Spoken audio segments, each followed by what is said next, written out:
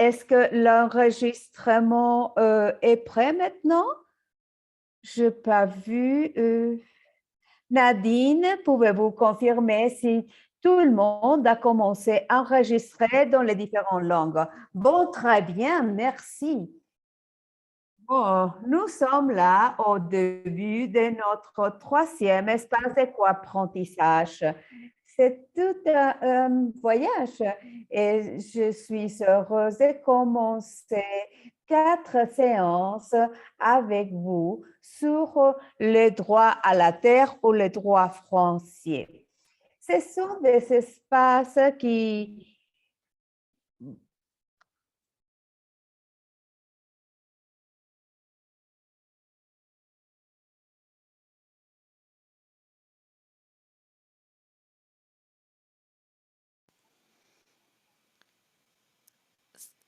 On sait qu'on a une capacité très importante pour commencer aussi à parler spécifiquement de la partie centrale lors de l'assemblée qu'on avait en 2021.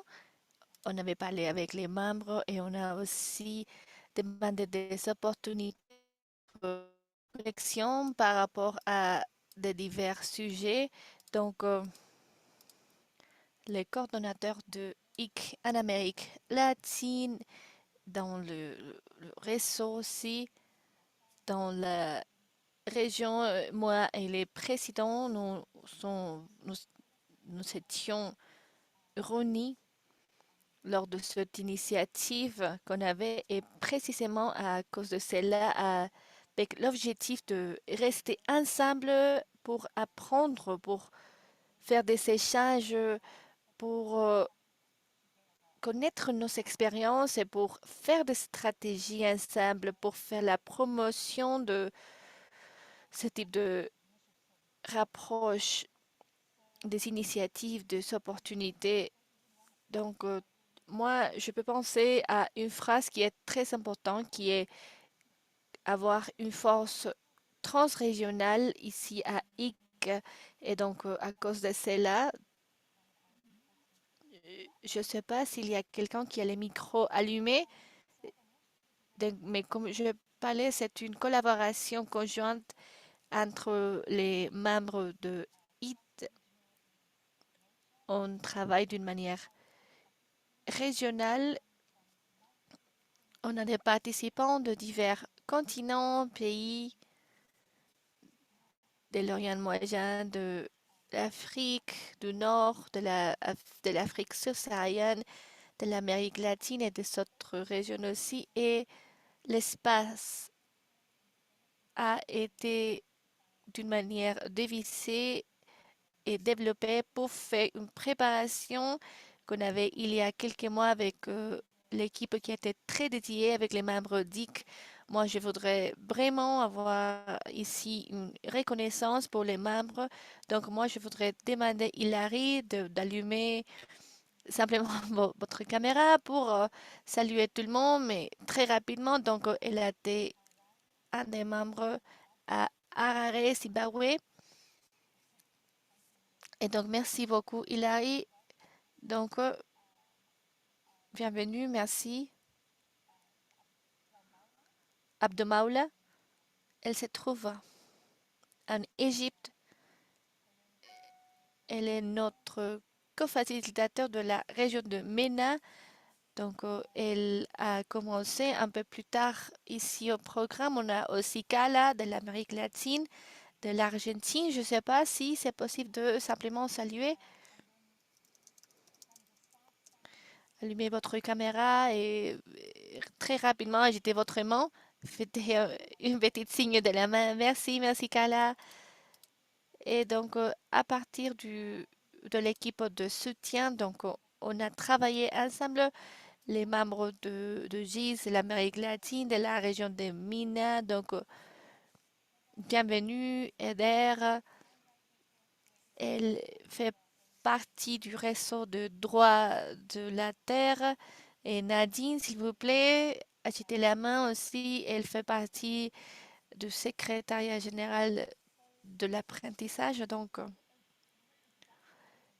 très brièvement, moi, je voudrais partager une petite introduction pour savoir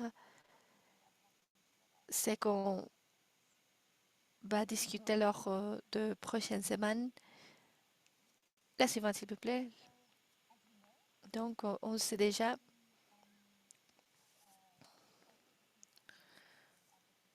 qu'il faut être centré dans ces séances de codification de droit de la terre et dans de divers moments. Donc, on aura les dates qui se trouvent là sur les diapos. Donc, la première séance d'aujourd'hui sera pour faire l'exercice du droit de l'homme à la terre d'une perspective de l'égalité de genre. Donc, il faut aussi avoir des autres violations, de conflits. Donc, cela serait fait aussi la prochaine semaine aussi. Le 25 mai, on aura une autre séance où on parlera des stratégies, des instruments ou des outils qu'on a pour maintenir le terrain, la terre. Et la dernière séance sera par rapport à l'établissement de la base. Et donc, moi, je voudrais simplement passer la parole à vous tous. Soyez à l'aise de faire vos questions, vos commentaires. Donc, on voudrait vraiment croître ensemble. Et aussi, soyez à l'aise d'utiliser la fonction du chat. Donc, il faut partager des questions, des commentaires qu'on traduira dans des autres langues. Donc, merci, merci et bienvenue encore une fois à notre séance. Et donc, maintenant, c'est le moment de passer la parole à Hilary ou c'était Eder. Excusez-moi, je me rappelle pas. Bonjour, bonjour. Donc, comme vous savez déjà, ici, on a des séances qui seront en direct comme maintenant, mais aussi on aura des séances qui seront asynchrones où vous aurez l'occasion de partager aussi. Donc, s'il vous plaît, soyez à l'aise de parler dans n'importe quel moment ici lors de cette séance. Aussi, on a fait une question. Quelle est votre compréhension des droits fonciers de votre région? Donc, on a une publication à Google Classroom. Donc, si vous n'avez pas l'occasion de inclure votre réponse, donc pas de problème. On aura quelques minutes à la fin, donc on pourra aussi avoir des questions pour les séances, les prochaines séances. Donc, on aura quelques minutes pour lire quelques réponses. On a la première réponse de Nigeria. Andrew, il parle du droit foncier, donc cela est une situation très conservative, donc il faut connaître l'intérêt des donc il faut aussi avoir tout ça. On a des commentaires aussi par rapport à Bangladesh.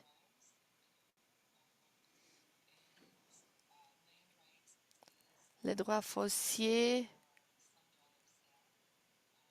donc c'est très important aussi. On a besoin de pouvoir politique pour avoir des terres et spécifiquement, on a un exemple de l'inégalité de genre, spécifiquement.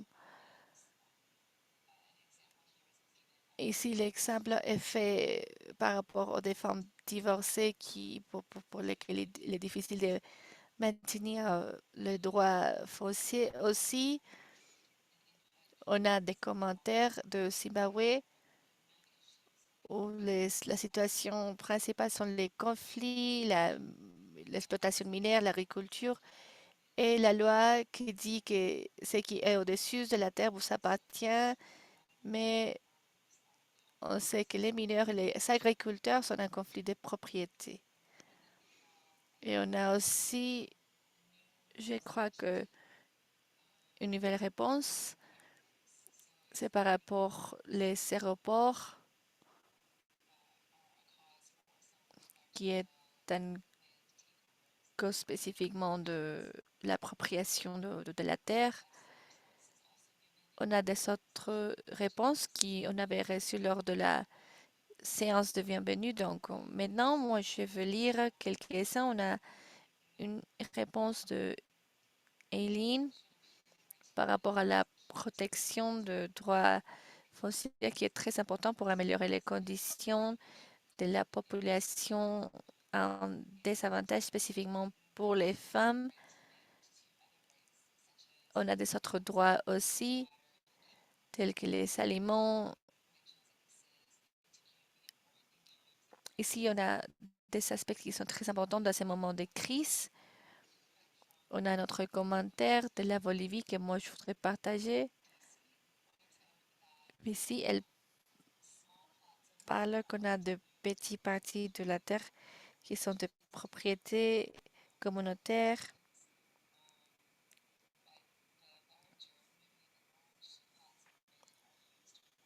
Et aussi, on sait que tout cela est utilisé spécifiquement pour des fins économiques, pour avoir un bénéfice pour la société. Donc, comme je déjà mentionné, donc, s'il vous plaît, je voudrais vous inviter à poser vos questions à la fin de la séance aujourd'hui. Et aussi, il faut avoir une communication. Vous pouvez avoir une conversation avec les participants dans cet espace. Aussi, on vous invite à écouter un peu plus de nous lors des prochaines semaines. Donc maintenant, c'est le moment de passer la parole à Hilary. Donc je pense qu'elle nous aidera très brièvement. Donc Hilary, s'il vous plaît. Merci, merci beaucoup. Soyez bienvenue. Ici, on va parler des droits fonciers.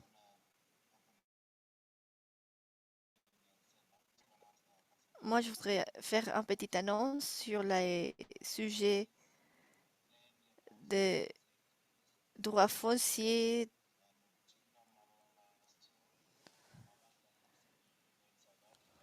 On parle spécifiquement de l'Afrique. On parle de l'Afrique du Sud et Kenab, qui s'agit de la banlieue, de la zone. Peut-être on a aussi des travails de solidarité avec eux. Et au futur aussi, on continue à travailler pour promouvoir leurs droits.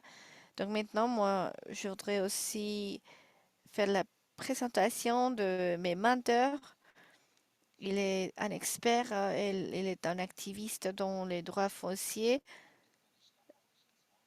Il fait partie aussi de la coalition de droits fonciers des héros.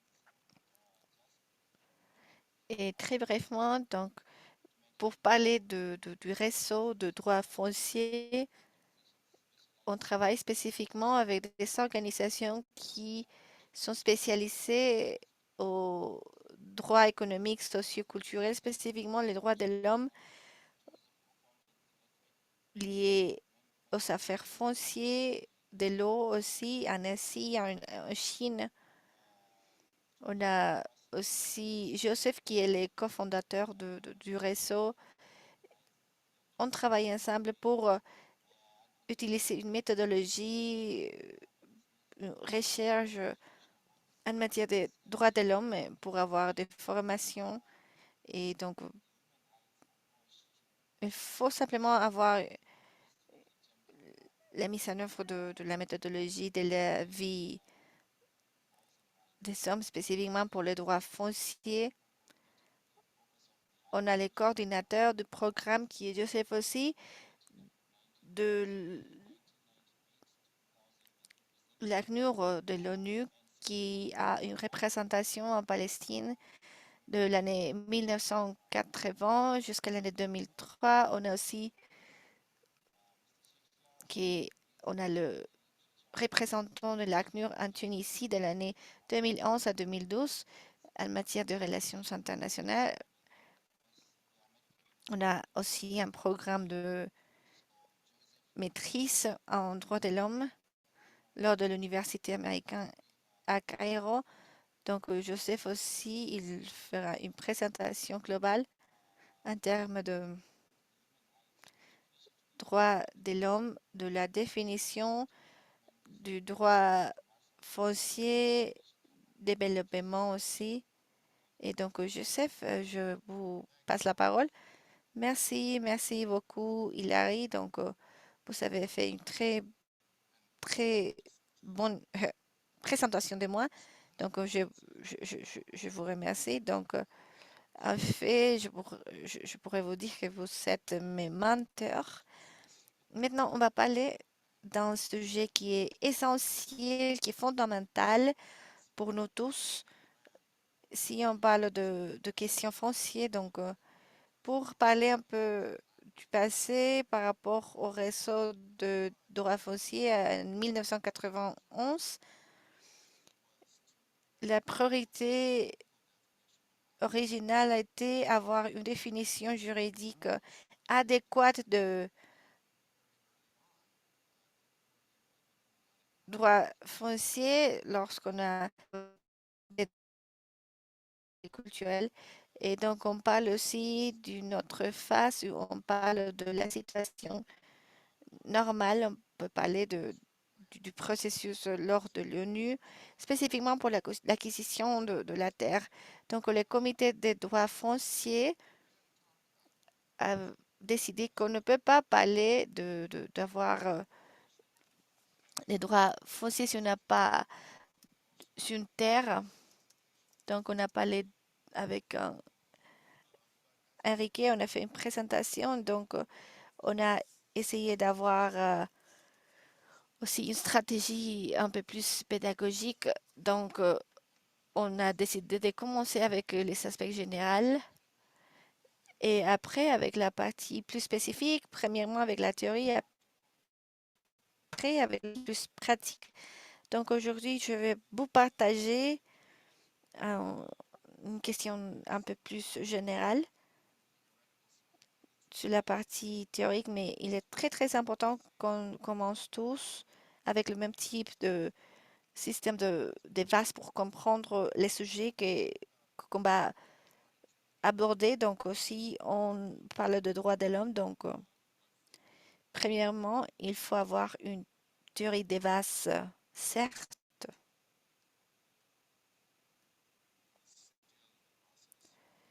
Lorsque qu'on continue dans ce processus de développement, maintenant, je suis en train de partager mon écran. Oui, vous le voyez? Oui, merci. D'accord, d'accord.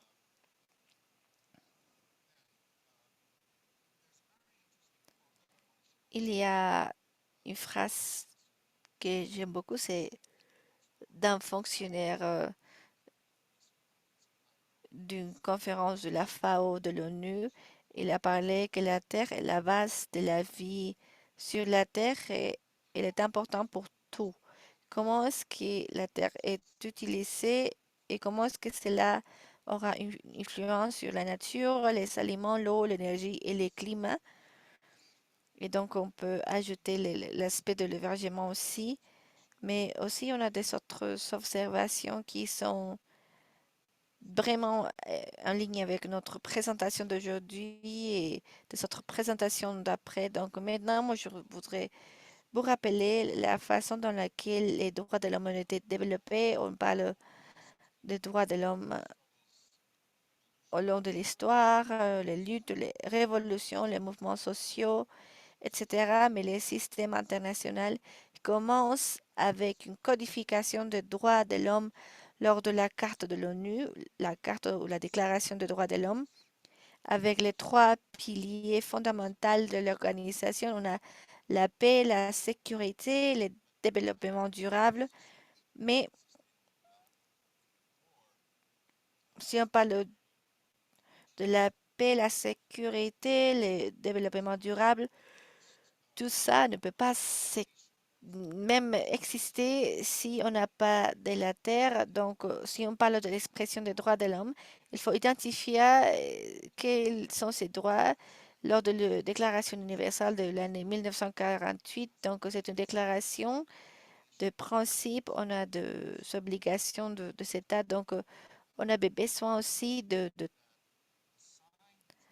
traiter pour avoir ces obligations ratifiées. Et pour l'année 1986, on avait l'accord international des droits sociaux et culturels et aussi l'accord de droits civils et politiques. Donc, ce sont les traités les plus importants où on sait que la plupart du monde a déjà ratifié ces déclarations. Donc, si on voit ces deux déclarations, donc on peut penser à pourquoi est-ce qu'on a une séparation entre les droits économiques, sociaux et culturels et les civils et les politiques d'un autre côté. Donc, si on a le temps, donc on peut peut-être avoir une spéculation, mais la réponse est parce que cela a été créé lors de la guerre froide. On n'avait aucun accord de la part de cet État, de la partie socialiste à l'Est et capitaliste de l'Ouest. Les États, l'Occident n'avait pas sans problème avec, d'une manière, accepter des obligations pour respecter, protéger et accomplir le droit civil et politique. Et les États du socialisme ont été vraiment très supportifs lors de ces élections, le point aussi. Et donc, on n'a pas aucun problème avec l'obligation de l'État afin de garantir l'éducation aussi et pour respecter la culture. Donc, ce qu'on avait, c'était une espèce de division. C'était une dichotomie fausse parce que tous les droits de l'homme dépendent l'un de l'autre et le soutien de l'autre. L'un de ces ébats dont cette déclaration a été éliminé et c'était celle de la propriété. Dans la Déclaration universelle, on parle de tout le droit de tout le monde d'être propriétaire de la terre, que ce soit individuel ou de façon collective. C'était pas à défendre par les nations dans le bloc de l'Est, des pays de l'Est.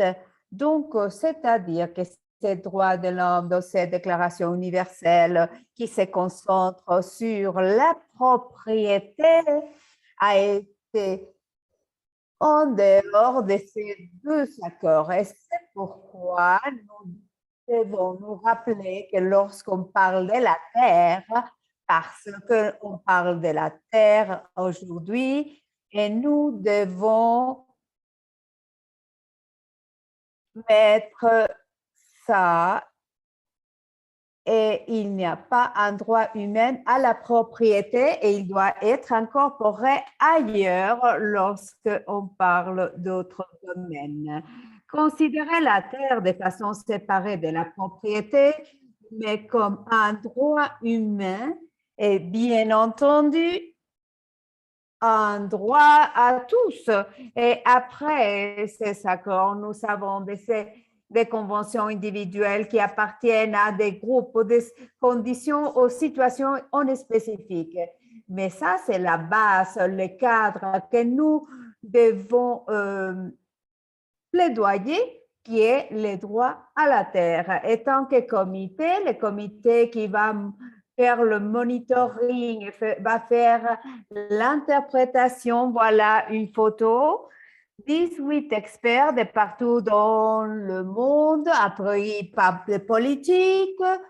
Normalement, ce sont des experts en la matière de droit et de la terre. Elles viennent des systèmes de droit différents, avec des opinions différentes. Mais un des grands défis auxquels nous faisons face lorsqu'on opère avec ce comité, c'est qu'ils sont fixés sur la loi. Et la loi internationale est très faible, presque silencieuse, lorsqu'on parle des questions de la terre, à l'exception de lorsqu'on parle de la propriété et les droits d'une propriété qui est définie au niveau et accordée au niveau national, mais non international. Je voulais juste vous prévenir que nous ne voyons pas votre pression s'écouler. Nous sommes restés fixés sur la première image.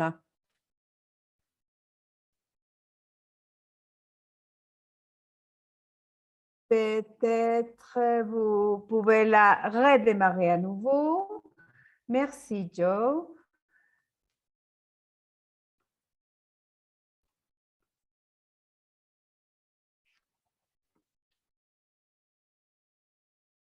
Ça marche maintenant. Très bien.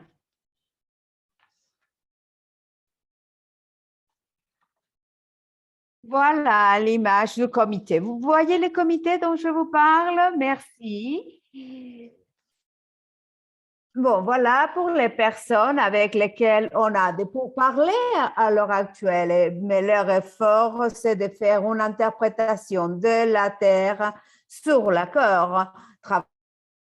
Bien entendu que nous disposons de plusieurs outils, mais si nous allons parler des droits humains à la Terre, nous devons d'abord avoir la définition de qu'est-ce que fait un droit humain. Donc, a priori, la Terre, selon la définition donnée en 1966 par les Nations, c'est que ce n'est pas un droit qui mène aux obligations de l'État, mais un droit humain en opposition à un droit de la propriété ou un droit individuel, veut dire que cette chose, ces qualités, doit être universelle, c'est-à-dire elle est nécessaire pour que la vie soit menée à bien avec dignité par l'être humain.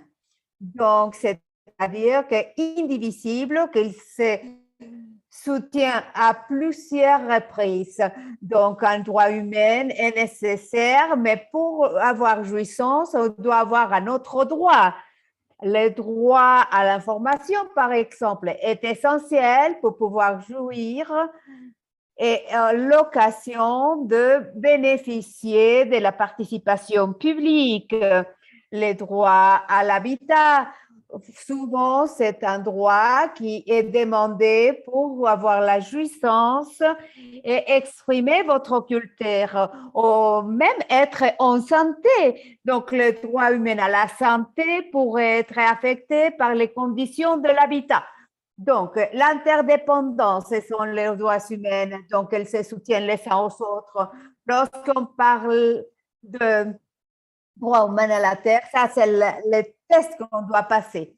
Il faut comprendre, il doit exprimer comment tout le monde a besoin de la Terre pour une vie en dignité et que la Terre est nécessaire pour avoir la jouissance d'autres droits humains et notamment pour un habitat décent.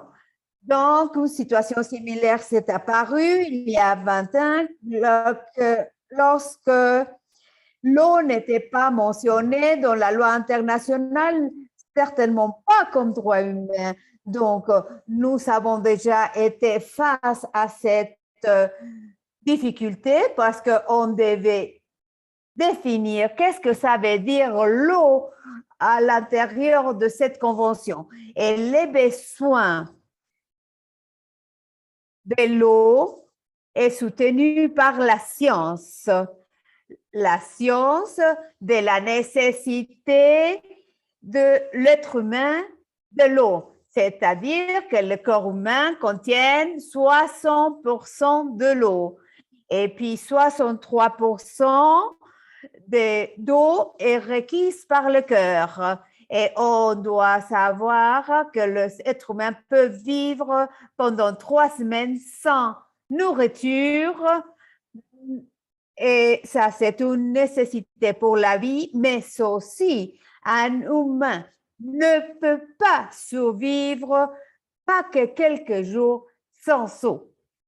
Donc, c'est pourquoi nous avons établi un processus par le comité basé les droits à l'eau, basé sur trois droits humains qui étaient celles de l'habitat, celle de droit à la nourriture et l'eau fait partie de l'alimentaire et puis de entretenir la santé. Donc, on a besoin d'eau. Le comité, à l'année 2002, a émis un commentaire général sur le droit à l'eau comme un droit humain. Et voilà, l'Assemblée générale éventuellement a passé une résolution en reconnaissant le droit humain à l'eau et à sanitisation. 1 minute, Joe, s'il vous plaît. 1 minute. Alors, qu'est-ce qu'on peut dire sur la Terre? Bon, sur la Terre, on peut dire qu'elle est aussi nécessaire pour la naissance, la croissance, la reproduction, le recyclage, la régénération et les qualités électromagnétiques de la Terre qui pour le cœur et le contact avec la terre peut aussi avoir un impact sur le cœur si vous avez une maladie cardiovasculaire. Et puis, bon, voilà, la fréquence électromagnétique de la Terre est la même que celle de cerveau humain, c'est-à-dire tout ce qui sont les ondes alpha et puis sur le système endocrin et sur le système nerveux. La terre est nécessaire. Donc, notre besoin de terre va créer ces concepts de droit humain à la terre.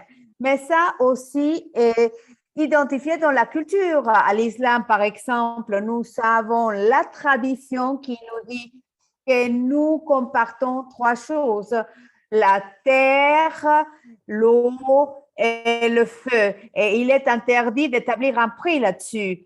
Dans d'autres cultures, on a la culture de se baigner dans les rivières pour reconnecter avec la terre. Donc, des peuples autochtones, et on dit que la terre est une force qui donne vie et que la terre est le cœur, est notre cœur. Et donc, on est en train de construire l'argumentation sur la nécessité de la terre. Vous n'avez plus de temps, je suis désolée. Oui, donc d'accord, je vais juste partager tous ces matériaux avec vous par écrit, mais lorsqu'on fait le comparatif de la terre, on suppose que j'ai le droit à appartenir. Les autochtones sont nés avec ce sens d'obligation, c'est-à-dire la terre n'est pas seulement nécessaire pour l'être humain, mais elle est aussi notre obligation et notre responsabilité de la défendre.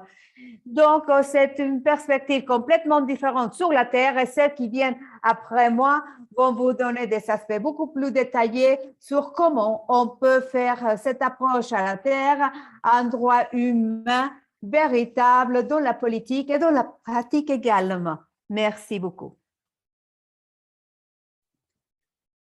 Merci beaucoup, Joseph. Nous apprécions votre présentation. Je voudrais vous dire que maintenant, nous allons avoir plusieurs interventions à partir des différentes régions, l'Amérique latine, MENA et l'Afrique. Nous allons commencer par l'Amérique latine. Avec nous, quelqu'un qui nous est très cher du mouvement de notre région, arquitecto Enrique Ortiz Flores. Et gradué de l'Université nationale du Mexique et depuis a eu une trajectoire impressionnante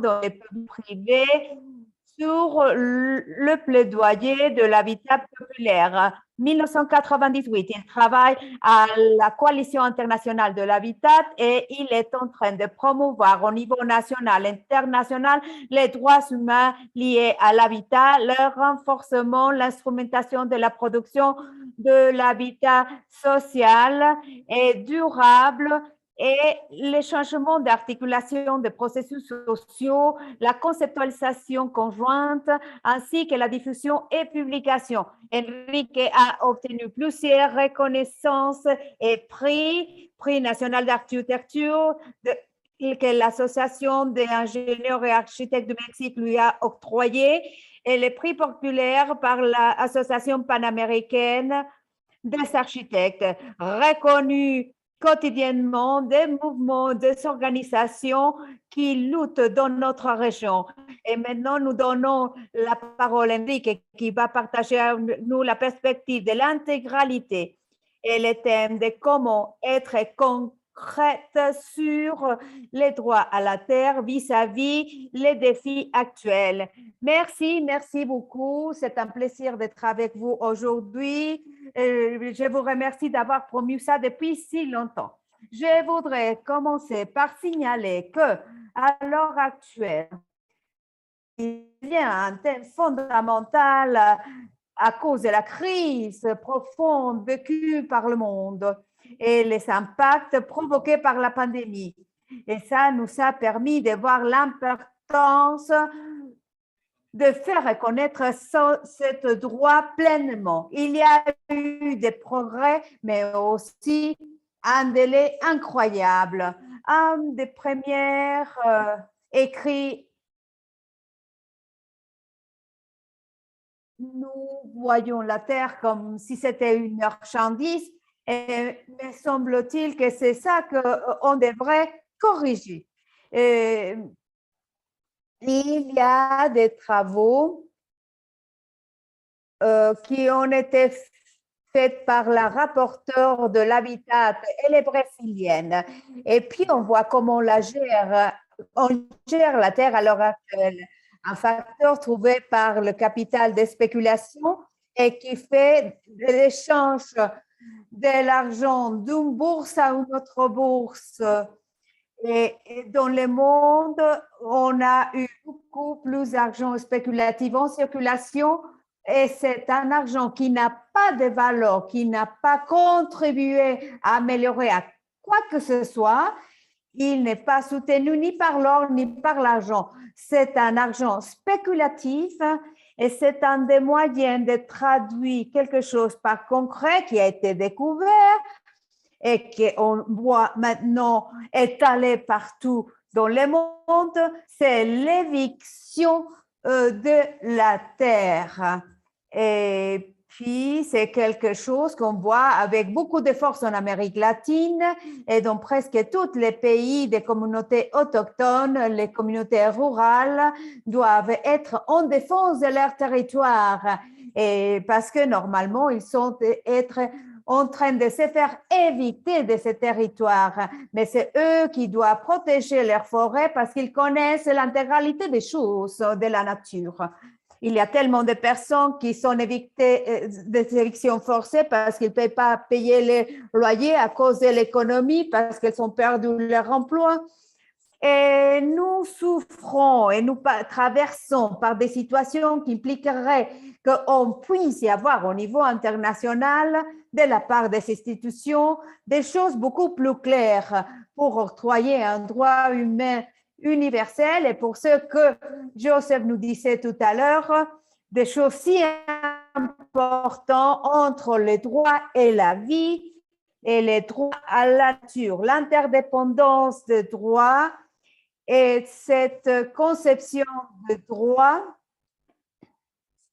et l'articulation que tous ces droits doivent y avoir.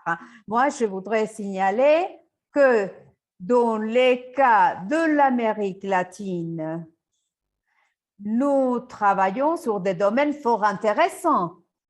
Il y a plusieurs questions et puis Carla, à un moment donné, va les évoquer. Nous avons plusieurs initiatives de loi assez importantes et on travaille les différentes sortes de propriétés et la autogestion comme un facteur essentiel. Et je voudrais le souligner étant donné qu'il s'agit des processus que la Chine, l'Argentine, le Brésil, le Venezuela sont en train d'aborder. Et dans d'autres pays, on font la promotion de lois de la terre et ils vont incorporer les droits et me semble-t-il que c'est une lutte qu'on doit continuer à faire. Le temps est court, mais il s'avère nécessaire que le droit à la terre est une conception intégrale et non pas patriarcale, et qu'elle doit posséder plusieurs échelles. L'essentiel, à mon avis, est qu'il ait une égalité au niveau de l'accès à la terre et que nous soyons tous responsables de les gérer avec une perspective et que ce jeu a une notion fondamentale à l'habitat. Et l'habitat est un mot assez vague, vous voyez, mais moi je vous c'est comment est-ce que nous habitons notre planète et la relation qui existe, et c'est la relation en termes humains selon la façon de vivre, de leur culture, des différents styles, d'établir un rapport avec la nature.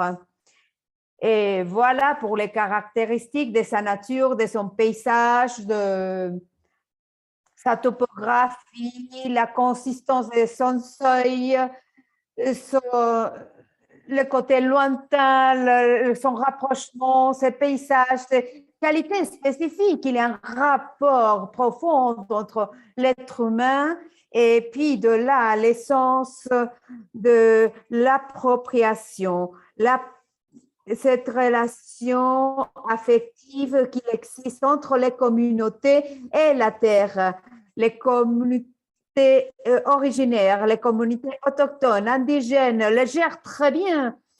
Mais nous avons fait de la terre une marchandise ou quelque chose qui devrait être aséquible pour tout le monde. Ou peut-être pas aséquible, abordable pour tout le monde parce qu'on établit un prix et il y a droit ceux qui peuvent le payer. Et donc, cette perspective, il s'avère nécessaire d'aborder. Et il n'est pas que reconnaître le droit à la terre et à l'habitat comme un droit universel. Pour avoir de la terre, pour la propriété, mais il faut comprendre, mais je pense que c'est un sujet qui est plus approfondi dans cette manière. On a des autres considérations. On a les territoires, qui est la marchandise qu'il faut avoir. Et ça a été la manière dans laquelle on a fait la gestion du néolibéralisme qui a acheté, qui atteint de niveaux extrêmes. No- On parle aussi de droits de l'homme. On a aussi des points qui sont points communs. Il faut respecter tout le type de catégories. Ce sont les fondamentaux et qui sont spécifiquement donnés à nous par, par rapport à la nature. Euh, on a la terre, on a la propriété individuelle, on a l'eau, on a la propriété. Il faut avoir un contrôle par rapport à cela, spécialement lors de dernières 40 années. Donc, cela est devenu un objet de marchandise ou de bain pour donner de l'argent d'une manière spéculative. Donc, c'est un droit de l'homme. universel, il est important aussi, une autre considération, il faut aussi d'une manière organiser aussi le point. On a deux bilions dépolarisés.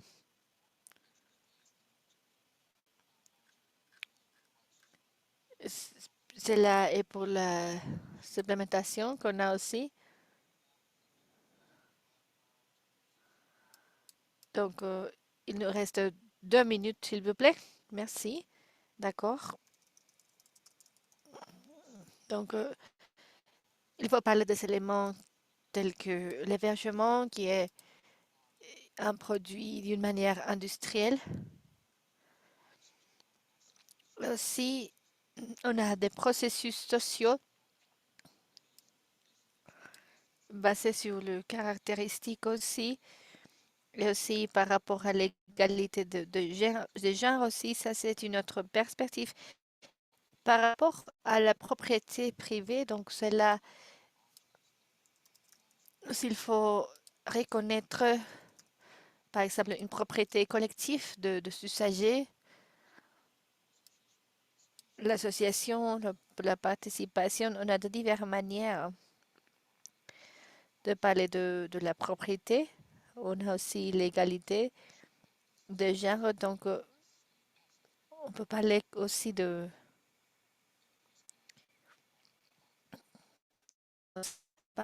propriété. Il faut aussi savoir que les habitants sont les propriétaires pour qu'ils se les contrôlent pour la production sociale aussi, aussi que la participation qui maintenant est liée à des problèmes individualisés et qui en même temps doit être plus collectif avec un impact qui nous aide à avoir un soutien par rapport à ces points. Donc, c'est la touche des instruments et la manière dans laquelle on a des implémentations. Cela nous amène à développer des autres éléments aussi, avec des autres caractéristiques. On travaille dans des autres considérations pour avoir des bons résultats pour le futur de tous. Merci, merci beaucoup, Enrique.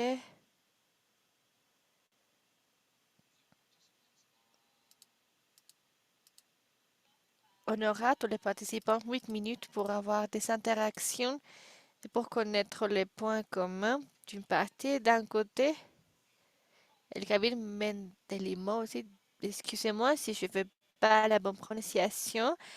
Et donc, il nous demande aussi, donc on a écouté aussi les silences de loi internationale de notre côté. Donc, celle-là, c'est une question ouverte pour tous les deux participants. Et aussi Desmond qui parle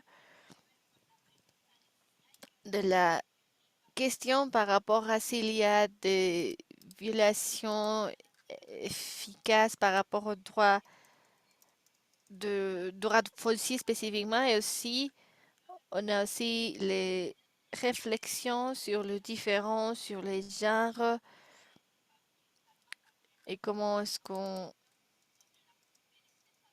que les femmes peut-être doivent avoir plus d'obligations. Et je ne sais pas si quelqu'un doit d'une manière faire une incorporation aussi dans une question.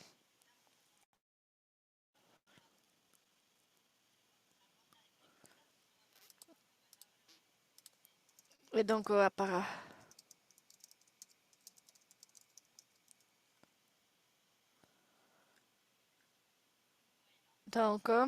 si on n'a pas de réponse, donc on espère que il faut aussi inviter Joseph et aussi Enrique à prendre la parole. Merci. Donc, les questions sont très, très appropriées. Donc, merci de vos questions. Moi, je trouve que c'est une très bonne question pour savoir pourquoi le droit international n'a pas beaucoup de dispositions par rapport au droit foncier. La réponse, bref, est que tous les États sont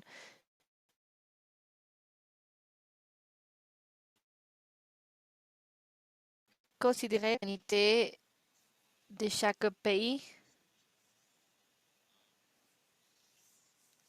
Donc, il est un problème. Et oui, bien sûr, il faut d'une manière avoir une narrative plus fort par rapport à comment est-ce que la terre est très important pour nous ou le terrain. Donc, il faut penser à une définition juridique de c'est quoi un État. Et si on pense à la Convention de Montevideo de 1933, qui a été finalisée en Uruguay et les États américains, c'est là d'une manière fait la définition d'un État avec un terrain défini, avec une population définie et troisièmement, les institutions publiques, y compris les gouvernements qui est reconnu par des autres États comme, comme un gouvernement de l'État. Donc, on n'a pas une hiérarchie entre ces éléments. Les terrains, les personnes, les institutions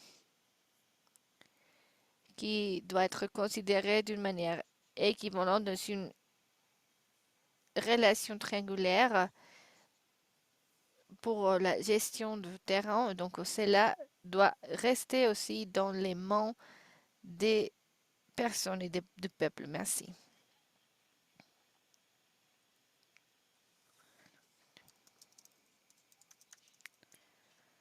Donc, la question du genre est très importante. L'égalité est fondamentale.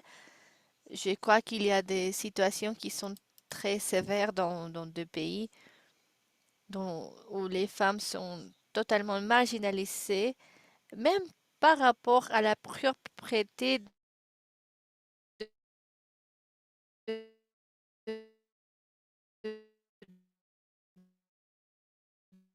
de terrain.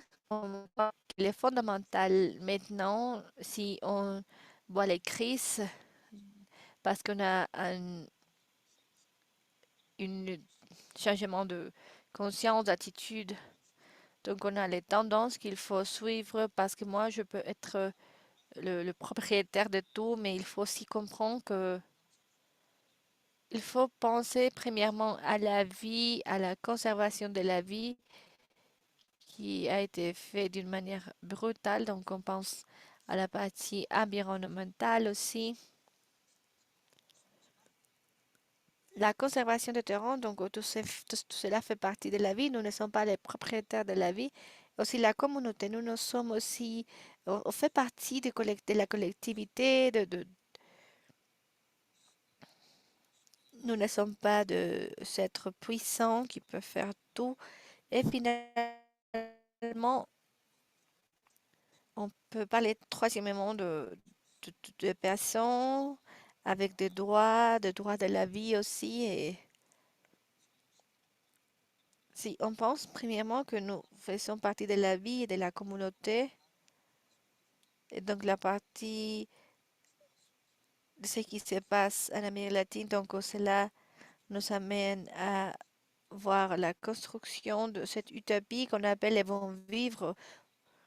Cela est lié non seulement dans la vie, mais aussi à la perception de la communauté, donc un des points clés des changements. Là, on voit que les personnes se trouvent lors de trois dimensions. Nous faisons partie d'une communauté et donc j'espère que nous sommes en train de parler des communautés diverses pour respecter notre diversité. Donc, je pense qu'il faut changer aussi.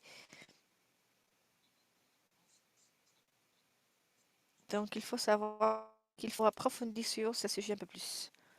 Donc, merci Enrique. Oui, 3 minutes, s'il vous plaît. 2 minutes, s'il vous plaît, Carla.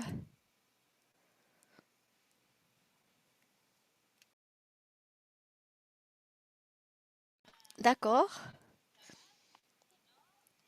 Je ne sais pas si on a des autres questions. Sinon, s'il vous plaît, on voudrait vous inviter à continuer à partager vos avis lors de Google Classroom, mais peut-être après, on pourrait continuer à parler de ce qu'on a ici dans cette séance.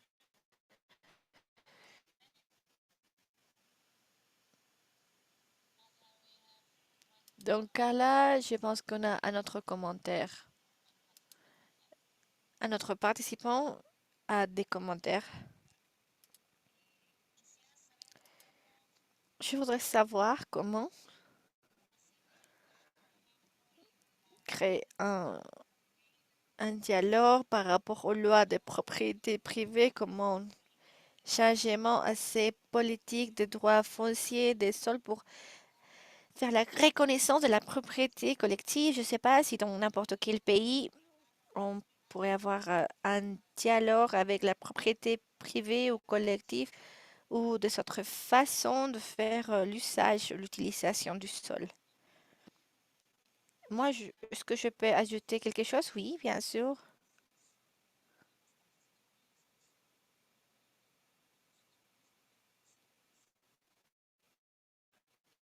Donc, si on parle à l'opération de l'hébergement du sagesse, on a un autre type de propriété ou de possession où on sait que parfois la propriété sort du marché, c'est-à-dire la propriété est à tous.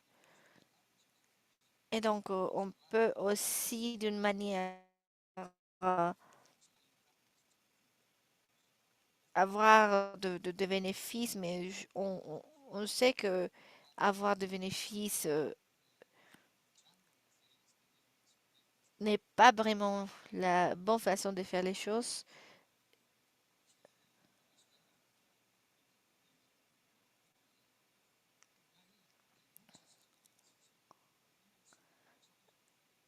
Donc, ici au Mexique, donc,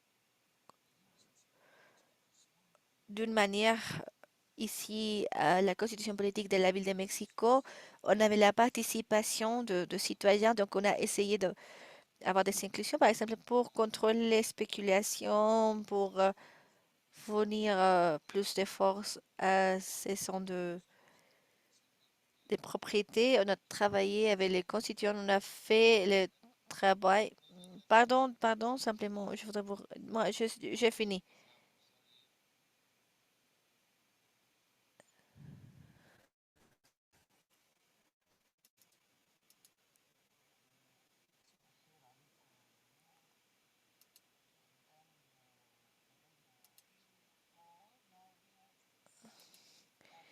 Maintenant, on a deux participations de la région aussi. On aura des vidéos.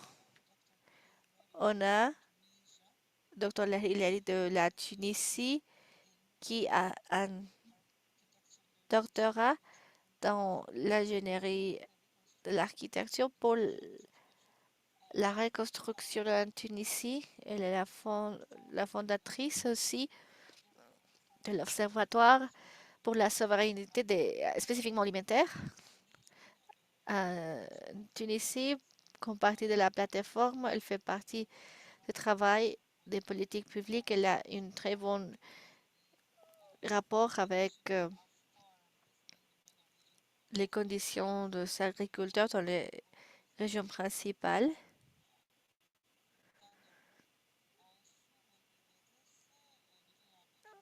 Aussi, on a Habit de l'Égypte. Il est expert des sujets de genre et développement. Il est aussi le directeur de la nouvelle fondation des femmes. Il a une maîtrise dans le développement et genre de la faculté d'économie de l'université. Il a d'expérience aussi dans les conditions des femmes, dans le développement des genres. Elle travaille aussi dans le suivi de poids de développement dans le rapport. Donc, on aura ces deux participations à travers d'un vidéo. Merci. Et maintenant, moi, je veux faire la reproduction des vidéos.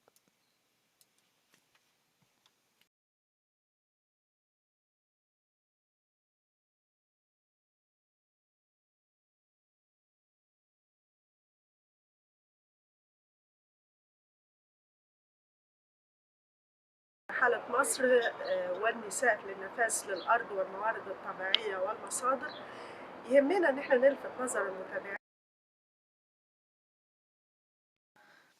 On voudrait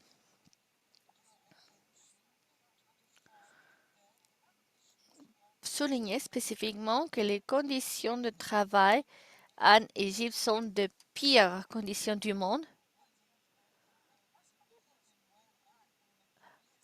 On a aussi plus d'opportunités pour avoir un accès aux informations.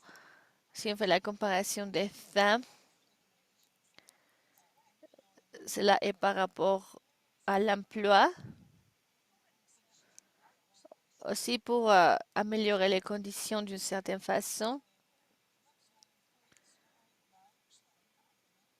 Aussi, moi, je voudrais souligner les droits des femmes spécifiquement par rapport à la santé, les droits des femmes en comparaison avec les droits de l'homme. Récemment, on a vu une publication pour les droits de l'éducation, pour l'âge aussi, plus d'accès aux conditions culturelles.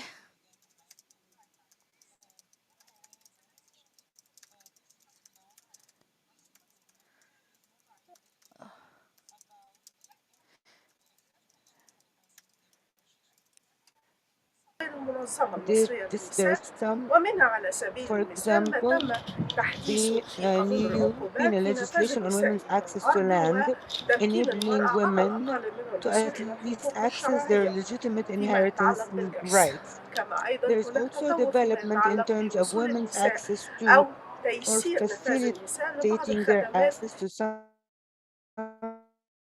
التي كانت سابقا services يكون مستوى العمل في ساعات الليل already أو denied, الانشغال بطبيعة such as أعمال working قد during يرغب late فيها hours of the أصوات night النساء، or لكننا مؤخرا accessing work ابتدينا nature that في society may احتضان consider العمل في قطاعات unsuitable for women. السياحة أو However, قطاعات الإشغال women were الليلية recently أو allowed to غيرها. work in إلا sectors أن هذا previously الإجمال only لا reserved يفيد بالضرورة for men, تحسن such as أوضاع tourism, النساء في night قطاع jobs, العمل غير etc. المنظم Overall, أو this تحسن does not صعوبة necessarily الوظائف. improve the لا situation زال of لدينا women أيضا in the تعتيم أو informal تغييب sector للنسب or their access to الحديثة وفجوة resources. البيانات We still have بدون no الأزمات access to recent والكوارث trade issues, وتحديد and الأوضاع there is a العمل غير data gap المنظمة related to للنساء crises في and أوقات disasters, الكوفيد أو specifically the الأزمات conditions of women's البيئية informal الطبيعية. employment during COVID يظل or لدينا عدد during من natural الأسئلة environmental والتدخلات crisis. التي تعمل Women's عليها منظمات organizations, النسوية civil والمجتمع society, المدني and والنخب those المعنية concerned with بالمساواة بين gender الجنسين ومتابعة equality are still مؤشرات working الهدف on a الخامس number والهدف of الثامن questions and المتعلق بشروط العمل interventions. They're اللائق، also following the ومنها indicators واحد of Goal تحسين 5A البنية التشريعية بشكل on decent ملحوظ working فيما يتعلق conditions. بعمالة النساء في القطاع غير المنظم، These وتحديدا include number أن one, يمد شبكات الحماية significantly الاجتماعية improving the legislative من structure العمالة with النسائية regard to women's خاصة في informal قطاع employment, الزراعة الذي شهد specifically تأخرا to شديدا extend social في protection نسب networks for العمالة women's أو workers, وجود عمالة particularly in غايبة the عن agricultural الحماية sector, والرصد. where الأمر employment الثاني rates have وهناك recently ألفت severely نظري فيه declined, or where أنه من employment المهم lacks أن protection and تتغير monitoring. نظرة The وضع second thing we السياسات should note is الرسمية that في it is مصر important to لإدخال change النساء في how العمالة official غير policy المنظمة addresses من women's أنه informal يحرص labor على أن رصده to لطبيعة monitor the المجيء nature of بهدف employment الحماية with the الاجتماعية aim عن of أن social يكون الرصد protection rather than a هذا view to القطاع بهدف strengthening تعزيز tax الجباية collection, الضريبية أو مد extending الغطاء tax الضريبي coverage, or أو تعزيز strengthening the الفجوات wide tax الضريبية الواسعة gaps اللي من الممكن that أن تشغلها women النساء could be أو involved تكون in, إسهام المرأة or where فيها women's أكبر contribution may مقارنة be larger compared بالذكور. to males. الأمر الثاني اللي And مهم إن also إحنا نتكلم عليه important هو التفكير في to سياسات من discuss شأنها توفر policies that بيئة عمل provide آمنة safe working سواء في conditions القطاع in الخاص both the أو القطاع private غير and المنظم informal أيضا، sectors, وهو which أمر is شديد extremely الأهمية important لأنه معني because it بالتغيير على involves القطر سواء بين changing المرأة والرجل، وأيضا gender power relations, and also it means that there should be a noticeable change in the way society views women in terms of the nature of their work that involves unsafe conditions in the private sector and even informal work. They both need to provide safe labor policies. We call, of course, for the activation of the ratification of the 190C convention, also 189 on domestic labor, where agricultural and domestic labor are the most vulnerable groups of women as they are subject to unsafe work environments. We are also very keen on continuing to work to change the stereotypical image of women's roles and to consider care roles as potential paid work or at least as a contribution to national income. This, in fact, is a matter that we are seriously working on with regard to paid care because of the indications that the state, the formulator of official policies and societies are taking steps towards improving their understanding of gender relations and the need for men to participate in the private as well as in the public spheres. Violence and personal status issues remain central to our actors in the field of gender equality. Women cannot enter the labor market, whether with or without social protection, while they are abused, incapable of the right to take decisions and be independent, or to lack social status within the family. And it is therefore very important to monitor incidents what will be attributed to women's inability to access resources within the family. Obstructing access to inheritance land, natural resources can all be viewed as cases of discrimination and violence against women. It's a heavy duty and we are facing heavy obstacles. However, we have great hope in feminist solidarity that we all work together to improve the indicators of gender equality and better access for women to resources, particularly with the increasing attention to environmental rights. Niveen Abeid, New Women's Foundation.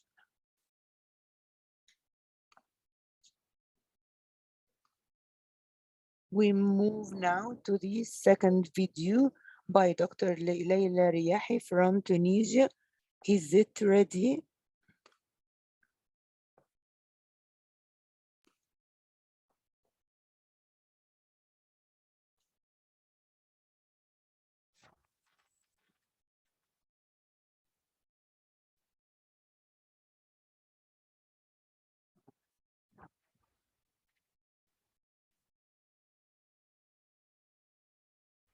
Avant tout, je voudrais remercier l'équipe pour m'avoir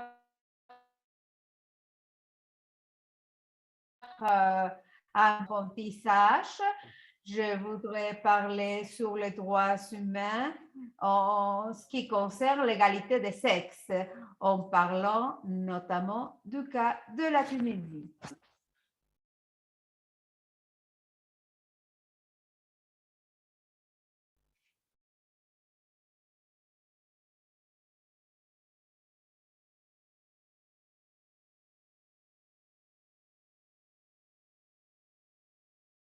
علينا أن نعود إلى مرجع أساسي وهو الإعلان. Lorsqu'on parle des droits à la terre, des droits humains à la terre, nous devons revenir à la déclaration des Nations Unies des droits aux agriculteurs de 2013 qui indique le droit aux agriculteurs d'avoir le droit à la terre individuelle collective pour son appropriation, sa gestion et les zones de pêche et forêt. Et pour le bénéfice d'une réforme agraire, l'article 1 de cette déclaration nous dit que tous les agriculteurs, que ce soit hommes ou femmes, ont les mêmes droits.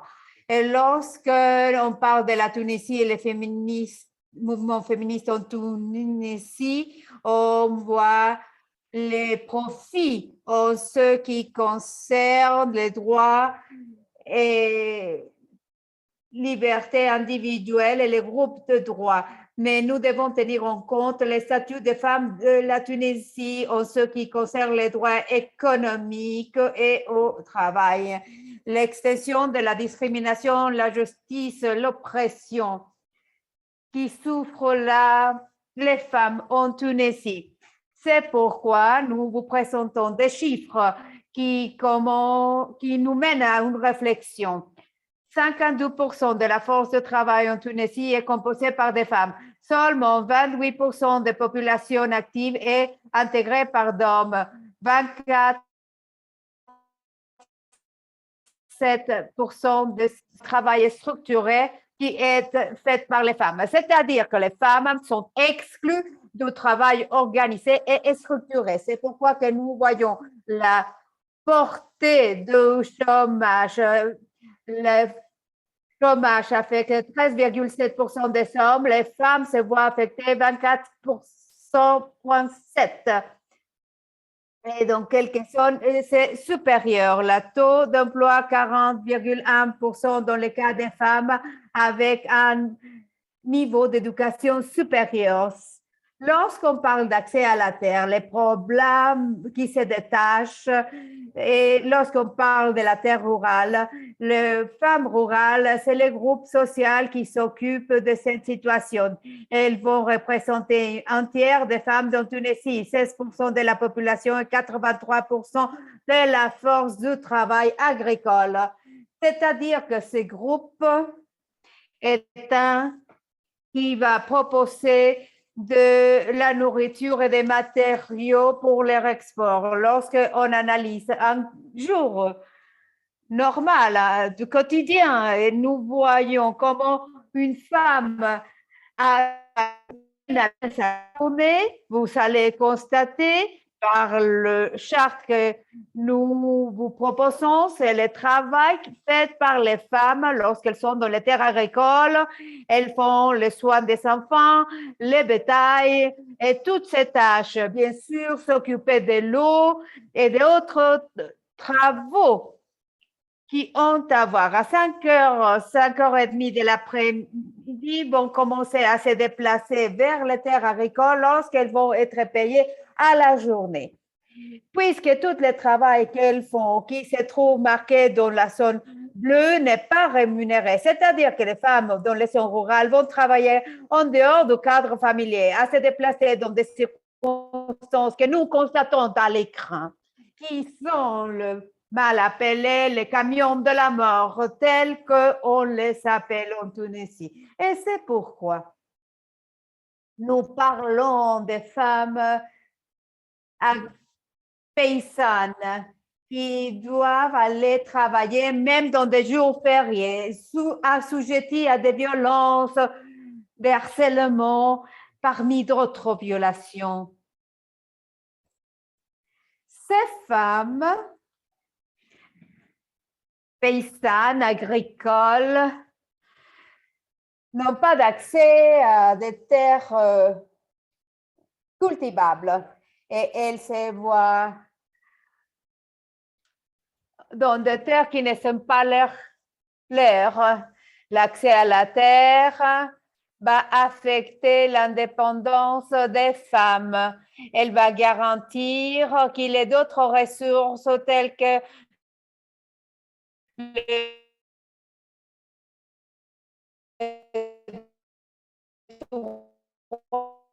à la maternité et les femmes sont mises. Tout d'abord, il faut voir les terres cultivables. En Tunisie, nous parlons de 1,5 million d'hectares, propriété des tribus des Oyouch.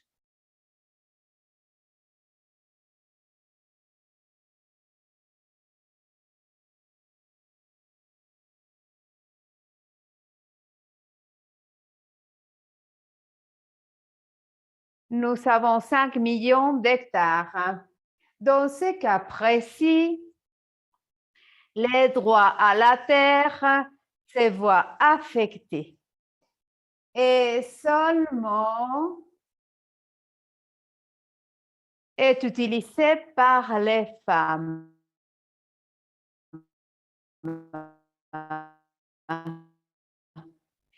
De quelle est la inégalité en ce qui concerne l'accès à la terre. Nous devons être très attentifs à d'autres problématiques qui se posent, c'est-à-dire la fragmentation, la division de la propriété, où le domaine va être exploité par des hectares divisés. Ça correspond à 4% de la terre agricole cultivable. Voilà l'inégalité structurelle. Lorsque une parcelle est petite, le travail des femmes atteint 80% de l'activité et c'est pourquoi la plupart de ce travail n'est pas rémunéré. En général, en Tunisie, on trouve 3 différentes sortes de terres. Maintenant, nous allons voir comment chacune va être, les femmes vont être exclues. Donc, la propriété privée, nous parlons 6 millions d'hectares. Le problème de l'héritage joue un rôle essentiel dans ce cas précis, car elles vont être héritées selon la Sharia, la loi de l'islam. C'est-à-dire qu'un homme va hériter l'équivalent à ce qu'on lui accorderait à deux femmes. Donc, les femmes sont complètement exclues à cause de cette notion que la terre doit revenir à devenir la propriété d'un homme. Et nous avons les terres partagées, 1,5 million d'hectares, des propriétés tribales conjointes qui s'appellent le shorush. Cette sorte de terre est contrôlée par les conseils qui dirigent les habitudes, c'est-à-dire que ce sont les seuls qui ont droit d'hériter ces sortes de terres. Les terres que l'État réclame la propriété après l'indépendance, c'est le 3e type. L'État va avoir le contrôle de ces terres et les femmes, nous voyons, exclues de l'utilisation de ces terres. Très peu de femmes vont avoir accès à la terre propriété de l'État. C'est-à-dire qu'il y a un ensemble de lois et des habitudes qui doivent changer pour créer la sensibilisation en ce qui sont les problématiques auxquelles des femmes. Il y a d'autres lois des propriétés privées qui ont à voir avec accès à la terre de l'État. Nous devons parler de la loi à la solidarité, la loi socio-économique qui a été passée en Tunisie. Mais les autres dispositions ne se sont pas fait valoir. Donc, il est en suspension. On doit faciliter l'accès des femmes à terre cultivable. Et très brièvement, je reviens au problème de l'héritage en Tunisie. Un mouvement féministe travaille à INCO avec l'idée d'égalité au niveau de l'héritage. Nous avons soumis un projet de loi il y a quelque temps pour la Chambre de représentants. La Chambre de représentants a été dissolue par décision du président qui contrôle tout le pouvoir. Selon ses commentaires en ce qui concerne ce domaine, il ne voit pas les bénéfices dans l'égalité de l'héritage. Si on analyse les sous-thèmes, nous avons une étude qui s'appelle « Héritage juste, égalitaire et l'autonomie économique des femmes », élaborée par un groupe d'organisations After et d'autres. Des familles des zones rurales urbaines, on est interviewé en ce qui concerne ces problématiques. Et puis, nous avons vu les idées des hommes et des femmes en ce qui concerne l'héritage. Une grande partie des femmes à l'égal que des hommes acceptent l'idée de cet héritage égalitaire, clé pour rétablir l'équilibre entre hommes et femmes avec le groupe agricole en ce qui concerne l'accès à la terre. Au niveau structurel, en récupérant l'équilibre, ceci pourrait y représenter un chemin pour adopter l'alternative d'approche économique rurale sur laquelle on base l'autonomie alimentaire et non pas sécurité alimentaire. Merci beaucoup pour la présentation de nos collègues de l'Amérique de MENA et nous excusons d'avoir dépassé le temps accordé. Maintenant, je voudrais me présenter. Excusez, je peux dire le temps de leur intervention pour qu'on puisse entendre ses collègues. Nous allons avoir les présentations à votre disposition dans la salle de classe de Google Classroom, que vous pourrez aller voir après. Merci beaucoup. Et puis maintenant, je donne la parole à Samuel.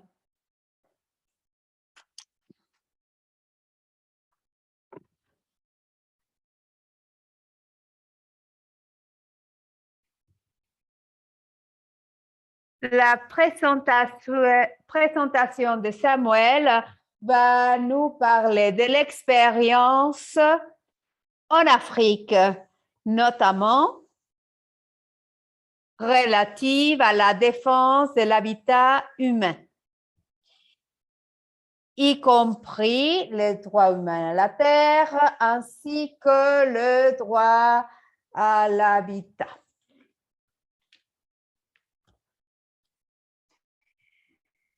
Ce sont des productions que nous devons analyser.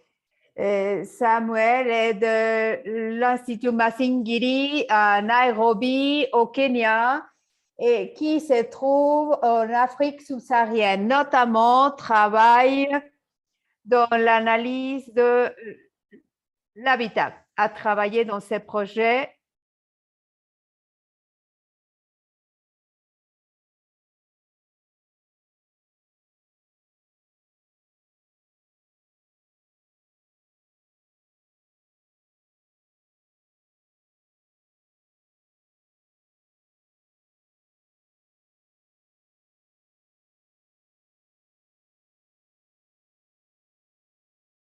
Like to request the technical team to present my PowerPoint or enable my screen share. The screen share is enabled.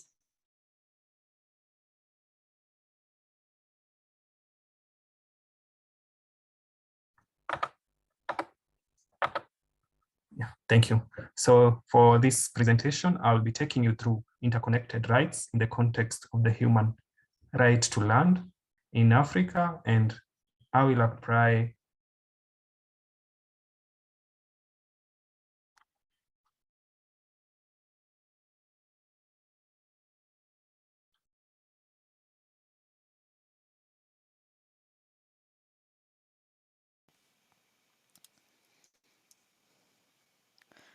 Donc, je crois que l'écran ne marche pas. Donc,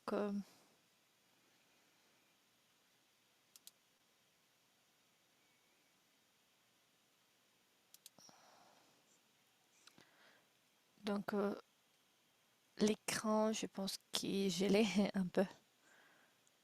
Je ne sais pas si il est possible de m'aider ici. Très bien, parfait, merci.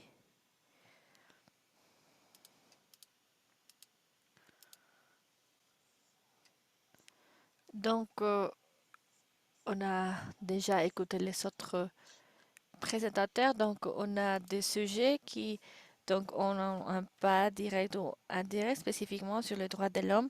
Cela comprend les aspects de l'eau. Et cela aussi nous amène à voir les droits fonciers et spécifiquement pour l'exercice des droits économiques et sociaux, la terre, particulièrement en Afrique, et à la crise économique, spécifiquement agricole, qui est la prédominance spécifiquement pour les Africains. C'est aussi la source d'identité des personnes. Donc, il est essentiel pour les droits sociaux et culturels. Cependant, si on voit les droits fonciers, on a le déclin de la masse terrestre partout, et en particulier dans les villes, en raison de l'augmentation rapide de l'urbanisation, de la population en croissance, aussi l'utilisation concurrentielle des terres.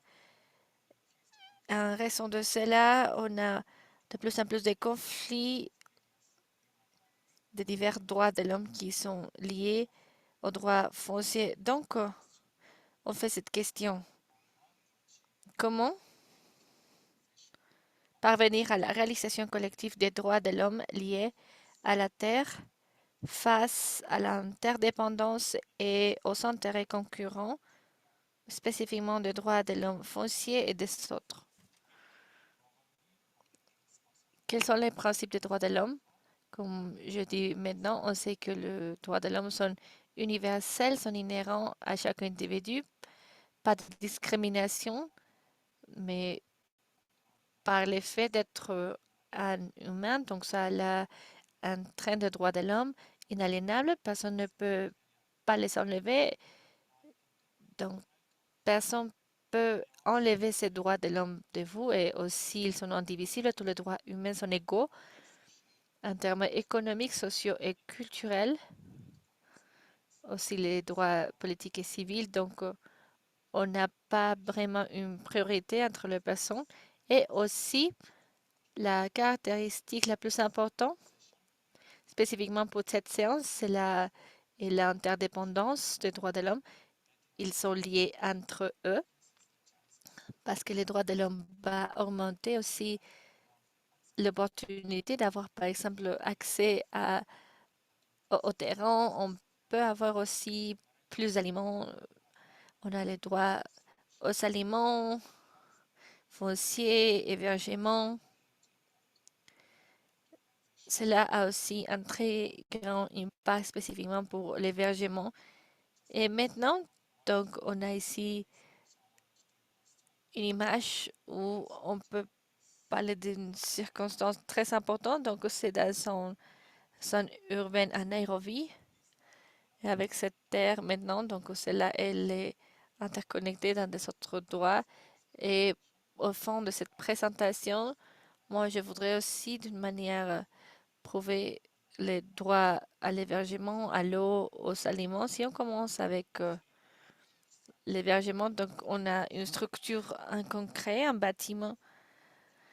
C'est une maison, un bâton qui a été bâti, et le besoin d'améliorer les circonstances pour que l'hébergement soit plus adéquat.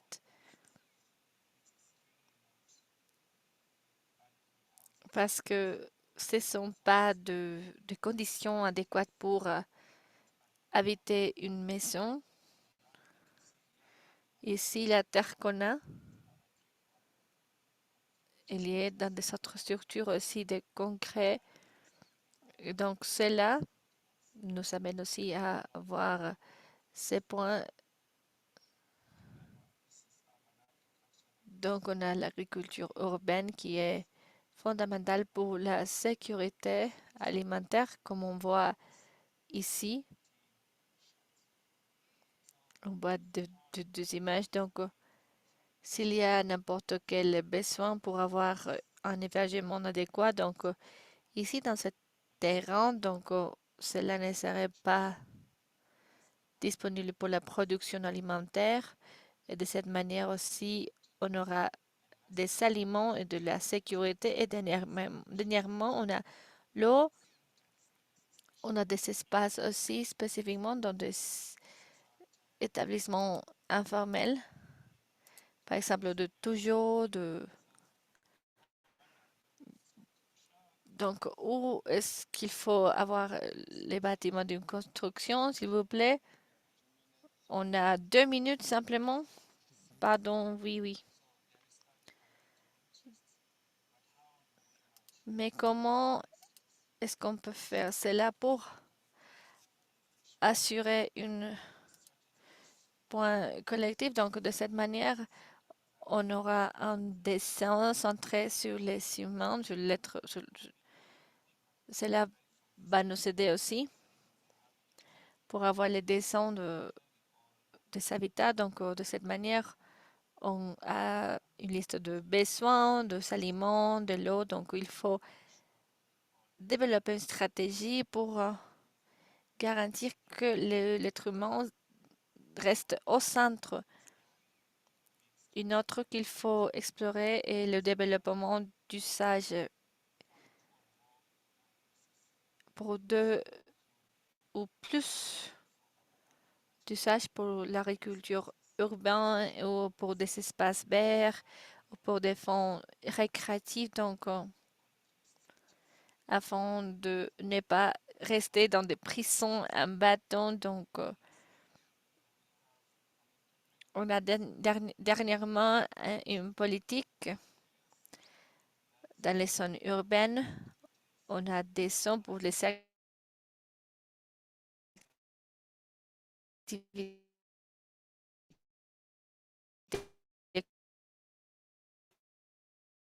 culturelles.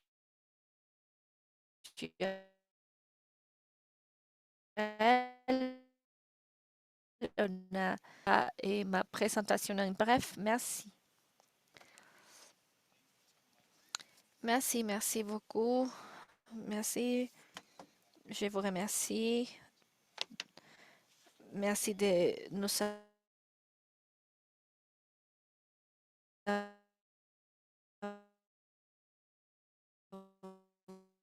avoir et notre terre. Donc au futur, on n'a pas beaucoup de temps, mais on va maintenant avoir la présentation de Sophia Akuba, elle de Zimbabwe. Elle est une leader très importante de droits de l'homme pour le développement des femmes dans le secteur minier et à Zimbabwe. Donc, Sophia travaille avec l'organisation des femmes africaines, qui est une organisation communautaire centrée dans les femmes. On a des communautés aussi avec le développement des pratiques, des conversations de l'environnement, l'inclusion, la prise de décision, l'établissement des politiques dans le secteur et les communautés. Donc, Sophia, on vous passe la parole.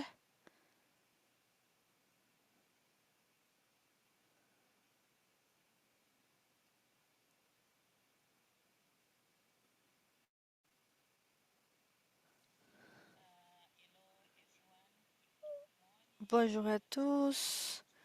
Bonne soirée.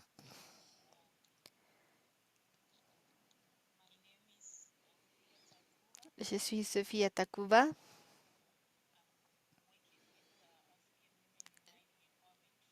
Je travaille avec l'organisation agricole et minière des femmes qui travaillent avec les femmes dans des communautés minières.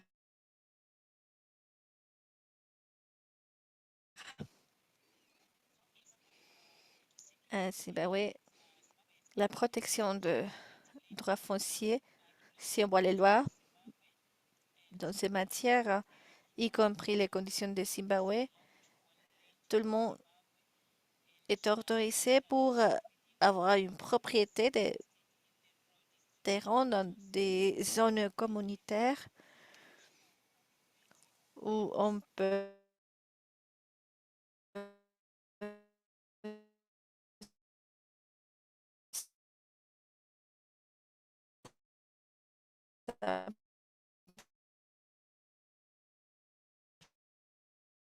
vraiment avoir la destination. On a aussi les partages, reconnaître spécifiquement aussi les contrôles, mais la réalité est que les femmes n'ont pas les ressources On a aussi les autorisations pour que les femmes commencent à faire l'acquisition de domaines et on continue à développer des pratiques. On a même un système de distribution simplement pour avoir la restriction ou la détermination de terrain que peut être d'une manière acquise par les femmes et les femmes. Si les femmes ne sont pas mariées, donc on a des restrictions, il faut avoir une permission, donc cela est par rapport à des normes culturelles. Il faut aussi protéger les droits miniers d'acquisition de la terre et aussi le droit à des formes spécifiques pour avoir une connexion. La première est pour commencer avec une action juridique minière. On peut sélectionner entre les divers contrats pour louer les terrains dans les domaines miniers, mais il faut être majeur, c'est-à-dire avoir plus de 18 années. On sait aussi que les femmes n'ont pas beaucoup d'argent. On a aussi des autres normes culturelles où les femmes, ou la plupart des femmes,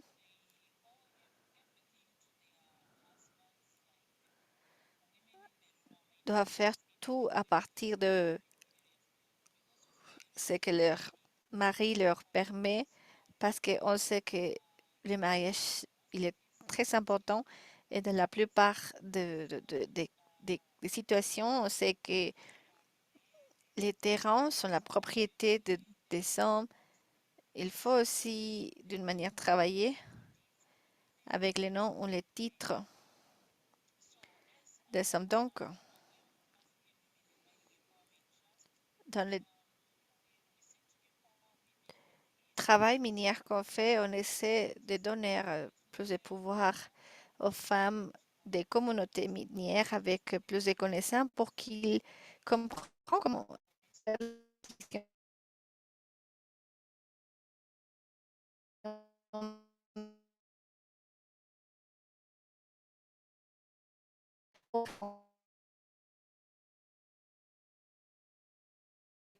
on a trois groupes de femmes.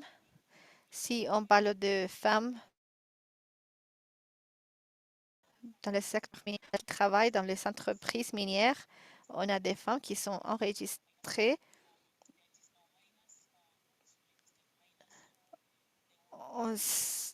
Il faut avoir aussi un registre pour,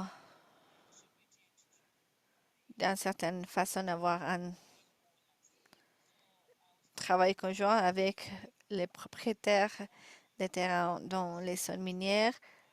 Aussi, les femmes ont été, d'une certaine manière, interdites de travailler dans le travail minier, même s'ils ont commencé à travailler dans ce secteur, donc ils font face à beaucoup de défis, parfois à cause de quoi.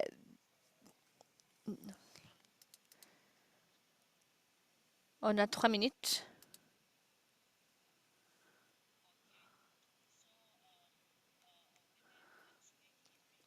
Et aussi, on a des femmes. On a des salaires aussi. Aussi, on a les stéréotypes de genre. On a des points aussi.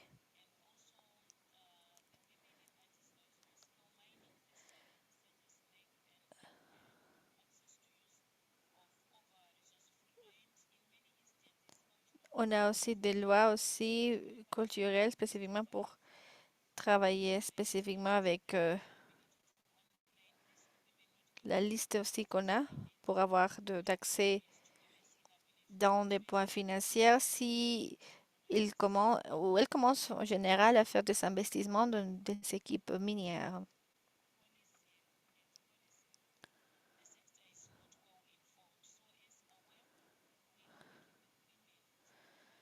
On travaille avec des femmes.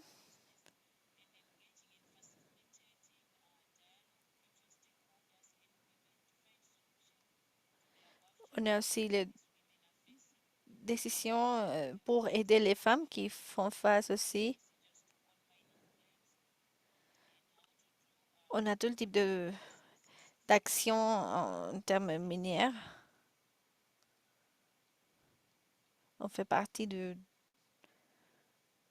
l'industrie minière, donc on a, je sais pas, est-ce que je, des minutes encore? Non, d'accord. Donc on a besoin encore mm,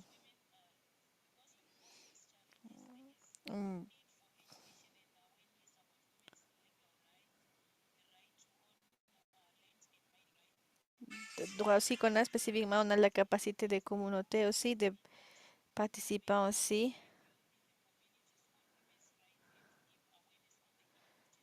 pour l'importance de l'inclusion des femmes ou les sujets de développement ou de droits. Donc cela est très important.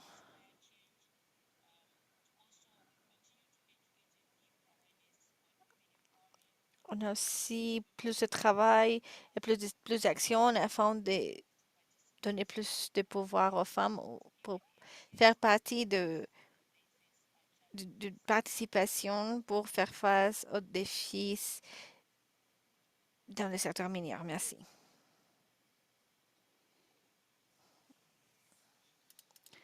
Merci beaucoup.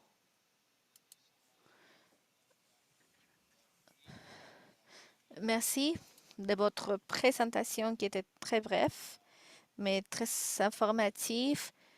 Cela nous aide beaucoup à contribuer à la situation qui se passe dans le secteur mineur en Zimbabwe, spécifiquement lors de la perspective de genre et aussi en termes de sujet des femmes dans le secteur minier en Zimbabwe. Maintenant est le moment de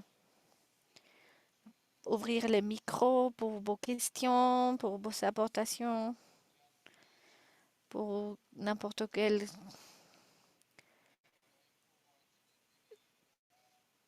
clarification. Donc, moi, je voudrais vraiment vous dire que je suis désolée parce que on voit beaucoup de mains levées, mais maintenant, c'est le moment de vous passer la parole à vous comme des participants. Je ne sais pas si vous avez des autres questions, des autres points qu'il faut d'une manière éclaircir ou répondre. Moi, je vois Monsieur Eric, peut-être il y a quelques commentaires à ajouter. S'il vous plaît, monsieur.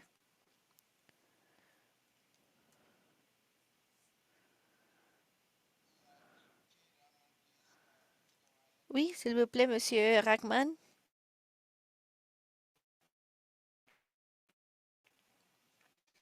On a pour vos commentaires. Merci. Vous m'entendez? Oui. Merci.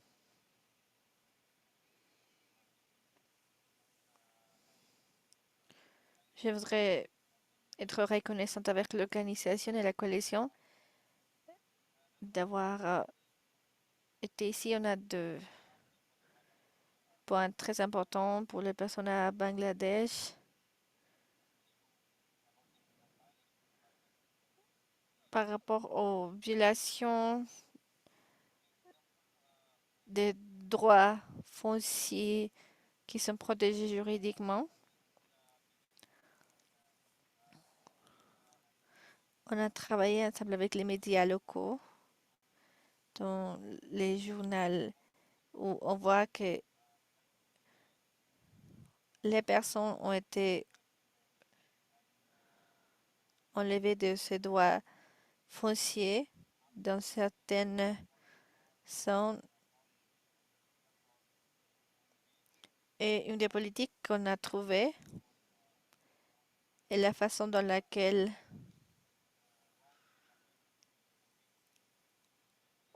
on voit ce type d'action. Donc aussi, il faut comprendre que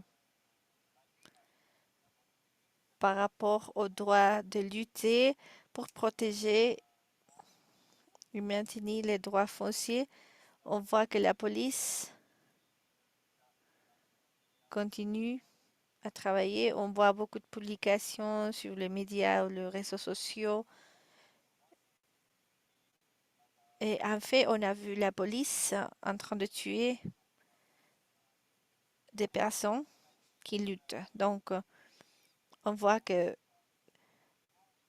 c'est une situation très sévère. Comment il est possible que on commence à avoir de vies s'enlever à cause de ces droits fonciers, même si ce sont de droits fonciers que les personnes ont par rapport à leur terrain?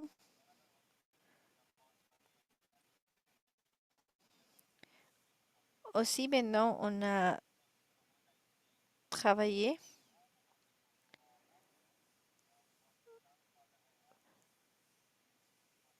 On travaille pour aider les personnes à protéger leurs droits fonciers. On travaille avec des hommes et des femmes également.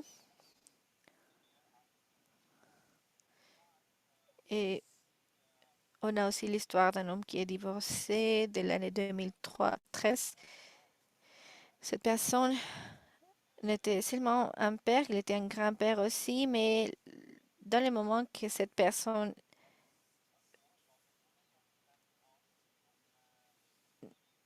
n'était plus entre nous, sa propriété ou ses droits fonciers, on était d'une certaine façon enlevés. Donc, ici, on a des autres maisons.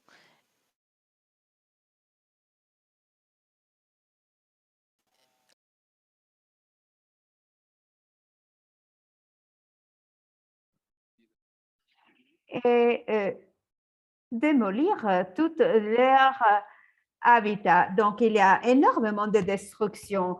C'est un thème assez sérieux, très grave, à mon avis, et il faudrait voir comment on peut l'adresser. Mais c'est sûr, je dois vous couper parce qu'il faut donner l'occasion aux autres de pouvoir participer, poser leurs questions. Donc, il faut aussi donner l'occasion aux intervenants d'y répondre à de dites questions qui soient posées par les participants. Je ne sais pas. C'est Joseph qui a levé la main. D'accord. S'il y a quelqu'un d'autre qui a levé la main, moi, je voudrais ajouter, maintenant que nous venons d'écouter ces histoires si similaires et fort intéressantes, beaucoup de systèmes juridiques existants, des systèmes traditionnels qu'on trouve en Afrique, et par l'Asie et en Europe, on reconnaît également les différentes sortes de propriétés qui n'est pas à proprement dit la propriété privée. Mais je voudrais aussi faire allusion à un fait historique. Un fait historique, lorsqu'on observe le monde colonial, lorsqu'on voit l'occupation d'Angleterre, l'Irlande, il y a 400 ans, ou 500 ans d'ailleurs. D'ailleurs, une centaine d'années avant que les Anglais arrivent à l'Amérique du Nord. Donc, ils ont occupé la terre et ils ont émis une loi en disant que toute personne qui déménage dans cette terre n'avait pas le droit à être propriétaire automatiquement. Ça avait un désavantage et ceci va être reproduit par tout l'empire anglais. Beaucoup de systèmes traditionnels, les femmes, pas toutes, mais souvent, plusieurs systèmes ont empêché les femmes de devenir propriétaires des terres, car ça ne va pas avec la tradition. Mais si on voit partout partout dans le monde, on voit plusieurs contradictions sur cette supposition. Donc, un motif pour lequel les femmes, et jusqu'à certains degrés, les agriculteurs sont aussi dans un inconvénient ou désavantage au niveau de la propriété des terres.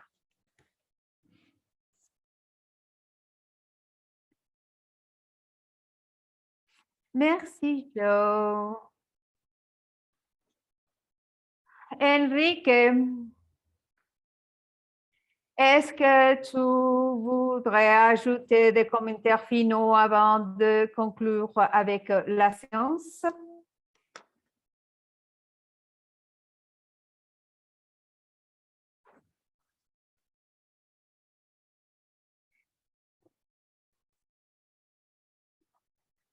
Nous demandons à Enrique s'il voudrait ajouter quelque chose avant qu'on finisse notre séance. Désolé, c'était pas pour toi, c'était donner la parole à Enrique.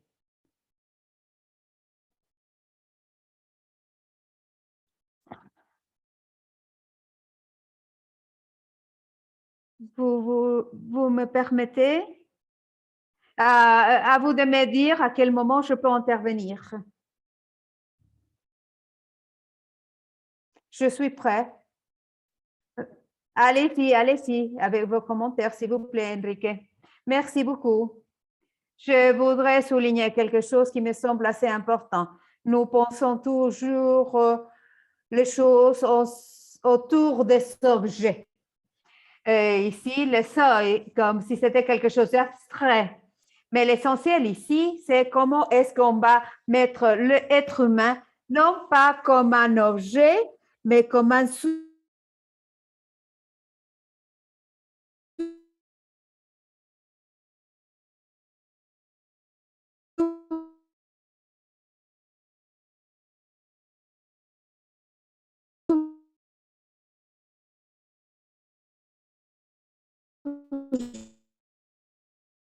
ça demande une gestion participative et ça demande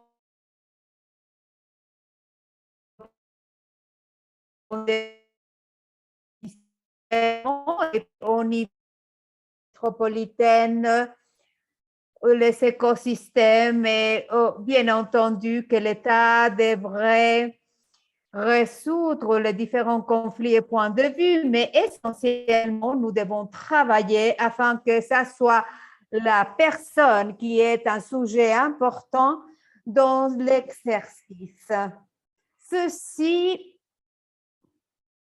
vous semblera logique si on voit les droits des peuples indigènes et leurs droits à la communauté et communauté de ses biens.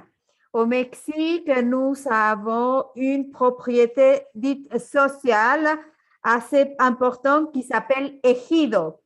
Il s'agit de des terrains qui appartiennent à l'État, qui sont octroyés pour être utilisés par les communautés. Des conséquences graves ont eu parce qu'il y a eu une croissance absurde des villes. Les villes les plus importantes du pays ont eu un croissement à 11 fois leur taille. Lorsque la population s'accroît par 3.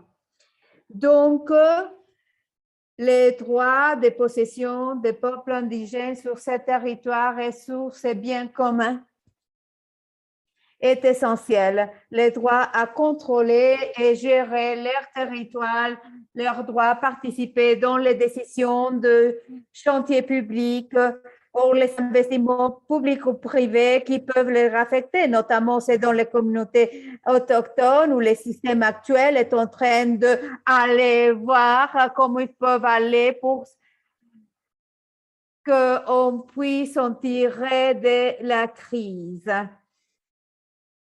Et puis, c'est justement là où on a un point de référence très important dans toutes les régions du monde. Si on donne de la force à ces communautés autochtones et si on peut apprendre de leurs traditions afin de faire une transformation en profondeur.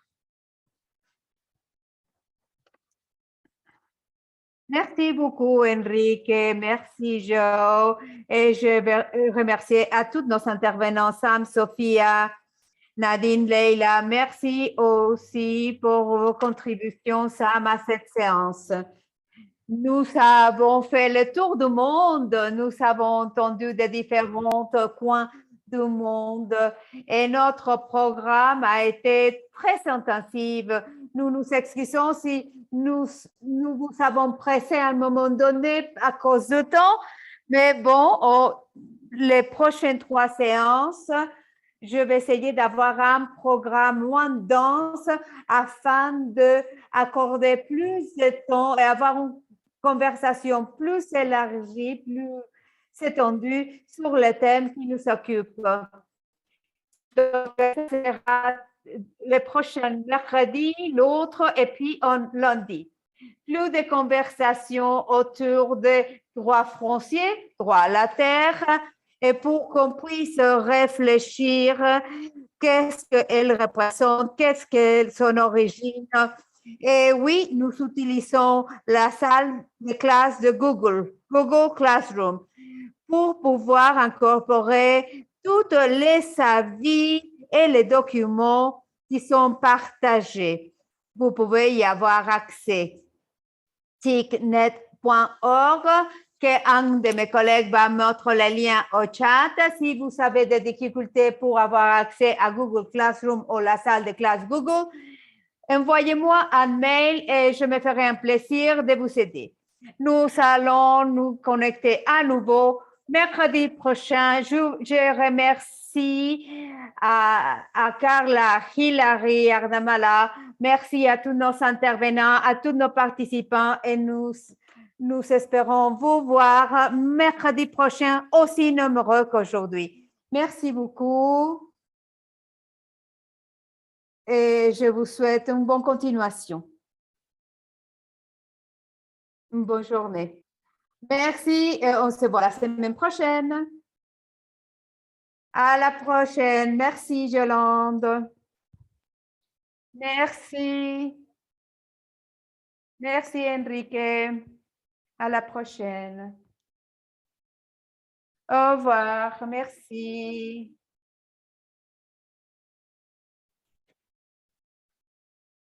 Merci.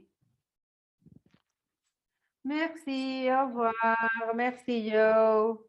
Shukran. Merci. Au revoir.